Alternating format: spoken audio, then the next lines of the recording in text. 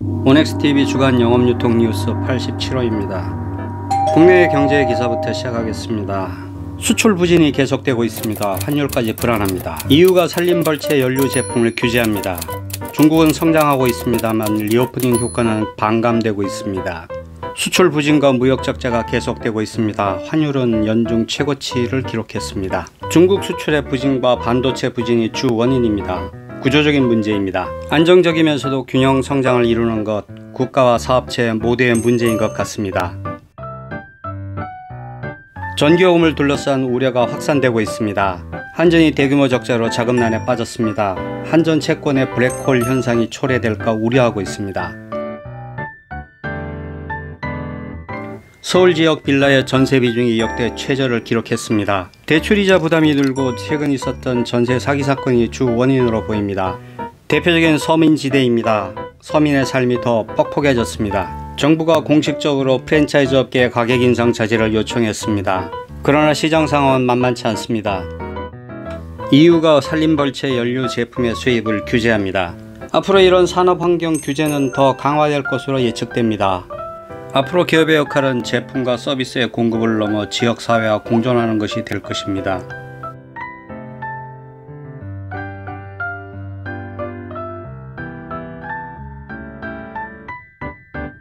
일본의 사회보험료율이 30%에 가깝습니다. 높은 부담률의 세대 간의 갈등마저도 우려되는 상황입니다. 우리나라 상황도 크게 다르지 않습니다. 중국에서 식당 소비가 늘었습니다. 그러나 산업 생산과 투자 회복세는 더디게 나타나고 있습니다. 시장이 강한 회복세를 나타내고 있습니다. 그러나 지방 재정의 악화, 부동산 침체 등 리스크는 공존하고 있습니다. 회복세가 요식업에 편중된 것도 문제입니다. 내구재 소비와 투자 회복이 더딥니다. 이에 따라 추가 부양이 필요하다는 지적입니다. 중국의 1분기 성장률이 4.5%였습니다. 내수와 수출의 활력이 보입니다.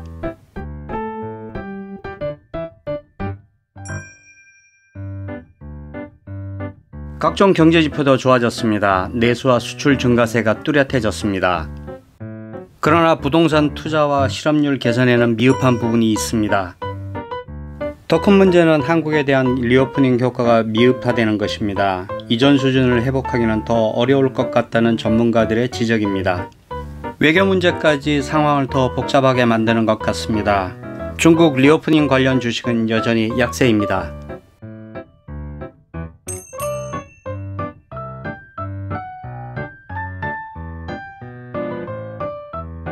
프랑스의 명품주는 급등했습니다. 한국의 화장품주는 여전히 약세입니다. 이제 중국에서 경쟁력 있는 제품이 어떤 것인지, 경쟁력을 갖추기 위해서는 무엇을 해야 하는지를 다시 한번 점검해 봐야 되겠습니다. 사업이 안 되는 것에는 분명 이유가 있습니다. 정치적 상황도 이유겠지만 더 중요한 것은 제품의 근본적인 경쟁력입니다. 조직의 경쟁력도 문제가 될 수 있습니다. 결과에는 분명 이유가 있습니다. 그 이유를 확인해야 합니다. 영업유통 마케팅 기사입니다. 오프라인 매출이 회복세를 보이고 있습니다. 가격 경쟁이 치열해지고 있습니다. 온라인의 다크 패턴을 참고 바랍니다. 배달업체의 생존 경쟁이 시작됐습니다. 오프라인 소비가 회복세를 보이고 있습니다. 대한상의에 따르면 2분기 소매유통 전망이 호전되고 있습니다. 신세계백화점 강남점에 농심 신라면 배홍동 라면의 팝업 매장이 생겼습니다. 백화점 업계에서는 처음으로 소개되는 라면 브랜드 팝업 매장이라고 합니다. 고객 소비자와 직접적인 커뮤니케이션, 온라인 활동과 오프라인이 병행되고 있습니다. 먹거리와 생필품에 대한 유통업계의 초저가 연중 행사가 확대되고 있습니다. 소비자 유인 제품에 대한 가격 경쟁은 더 치열해질 것으로 보입니다. 올 연말 스타필드 수원이 오픈할 계획에 있습니다. 화서역 부근에 8층 규모로 들었습니다. 인구 120만 쇼핑 지도가 크게 바뀔 것 같습니다.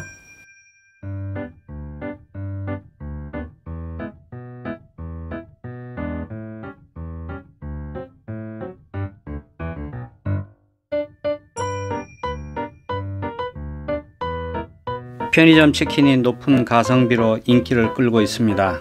프랜차이즈 치킨의 높은 가격에 반사이익을 얻고 있습니다. 유통은 생물처럼 살아 움직인다는 게 실감 가는 부분입니다. 경쟁사와 대체제는 언제나 존재합니다. 기회를 잘 포착해야 합니다. 안정과 균형 잡힌 성장을 위해서 언제나 깨어 있어야 합니다. 유통 구조의 특징과 장점 그리고 변화에 민감해야 합니다. 네이버 스마트 스토어의 마케팅 비용이 논란이 되고 있습니다. 일반적으로 온라인 스토어는 진입과 퇴출 장벽이 낮습니다. 문제는 소비자에게 알리고 다가가는 비용입니다. 네이버 스토어의 비용 구조도 이와 다르지 않습니다. 마켓컬리도 반가 판매 기획전을 열었습니다. 소비자 확보 전쟁이 더 치열해지는 것 같습니다. 배달업계가 생존 방법을 찾고 있습니다. 배달 방식을 바꾸고 가격을 낮추고 있습니다.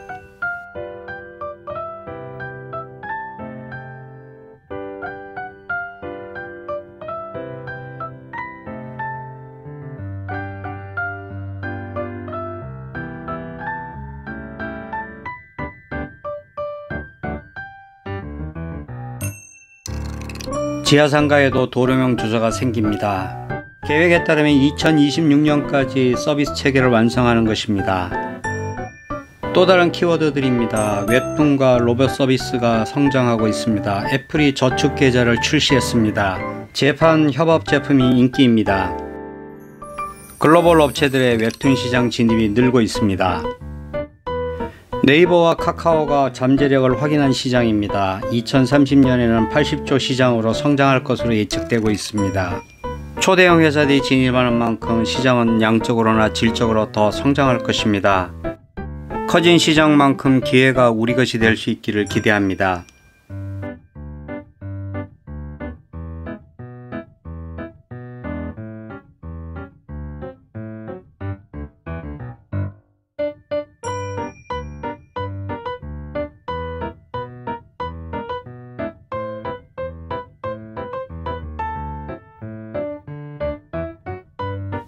마이크로 의료 로봇 시장이 급성장하고 있습니다.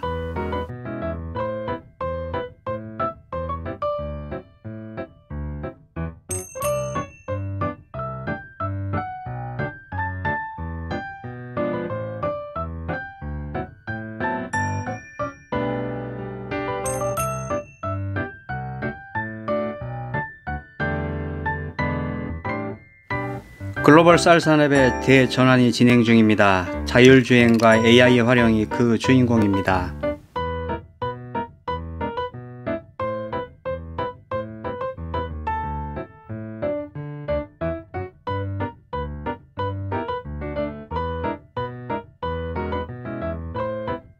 여행 수요가 늘어나는 만큼 이색 상품도 늘고 있습니다.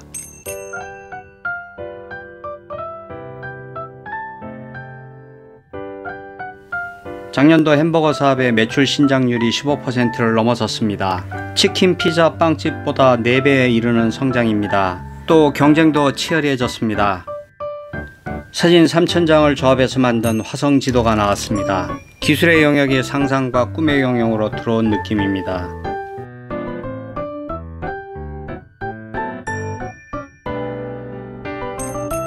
애플이 연 4.15%의 저축 계좌를 출시했습니다. 미국은행 평균 이자의 10배에 해당합니다. 금융에서 빅테크와 은행의 경쟁이 시작됐습니다. 결과는 정해진 것 같습니다. 남은 것은 시간의 문제입니다. 소비자에게 더 좋은 서비스는 반드시 만들어질 것입니다. 이건 생존의 문제이기 때문입니다.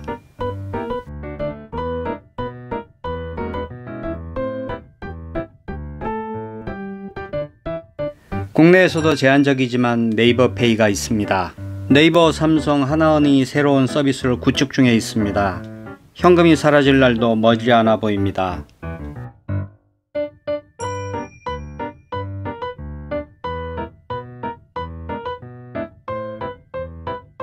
공정거래위원회가 다크패턴 규제에 나섰습니다. 다크패턴은 온라인에 있는 소비자 눈속임을 얘기합니다. 온라인에서 정정하는 것은 오프라인보다 훨씬 더 성가신 일이 많습니다. 최종 구매 이전에 꼼꼼히 따져봐야겠습니다.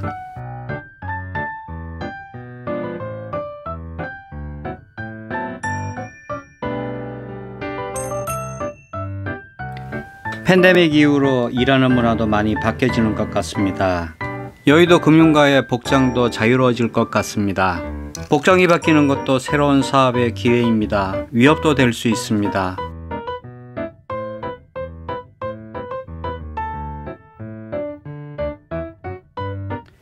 특정 플랫폼에 단독으로 제공하는 제품이 늘고 있습니다. 단독 공급 제품은 장단이 뚜렷한 제품입니다. 잘 써야 합니다. 효과가 큰 만큼 위협도 큽니다. 반드시 성공할 수 있는 곳에 써야 합니다.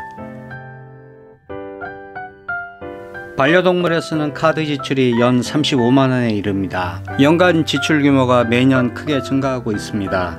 신한카드 빅데이터 연구소가 발표한 자료입니다. 관심 있는 분들은 참고 바랍니다. 편의점에서 담배 매출 비중이 갈수록 떨어지고 있습니다. 반면 식품류의 비중이 늘었습니다. 안정적이고 균형 있는 성장이 중요합니다. 성장하는 가운데 새로운 제품을 개발해내고 잠재 품목을 늘려야 합니다. 온엑스TV 주간 영업유통 뉴스 87호를 마칩니다. 유튜브에서 온엑스TV를 검색 바랍니다. 늘 초심으로 정진하겠습니다.